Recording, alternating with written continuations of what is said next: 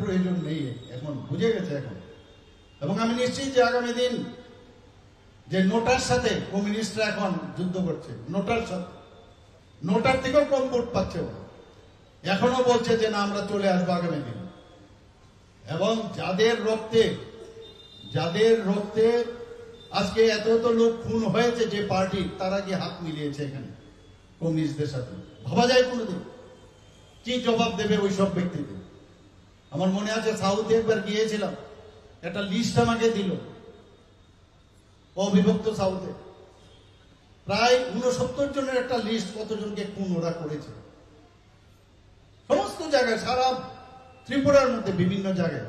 আমাদের ভারতীয় জনতা পার্টি চানমোহন ত্রিপুরা থেকে আরম্ভ করে মানে বাদ যায়নি, কত লোককে ওরা নৃশংসভাবে হত্যা করেছে।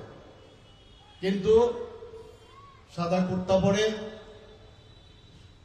বিভিন্নভাবে সমাজতান্ত্রিক কথা বলে এমন একটা হাবভাব দেখাতো যে সাধারণ মানুষের জন্য, শ্রমজীবী মানুষের সরকার, গরিব খেটে খাওয়া মানুষদের সরকার, এগুলো বলতো।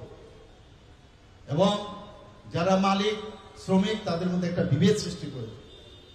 আমাদের পণ্ডিত দীনদয়ালজি বারবার বলছে যে আমাদের দেশ স্বাধীন হয়েছে ঠিকই, কিন্তু এই দেশকে আমরা সামনের দিকে আমরা কিভাবে নিয়ে যাব, আমাদের চিন্তা ভাবনা করতে হবে। একটা মিশ্র একটা রাজনৈতিক চিন্তা ভাবনা করে এই দেশকে চালানোর চেষ্টা করা হয়েছে এই দেশ স্বাধীন হওয়ার পর। উনি বলছেন যে না কমিউনিজম এখানে চলবে ভারতবর্ষে, না এখানে ক্যাপিটালিজম চলবে, সমাজবাদ চলবে না, অ্যানার্কিজম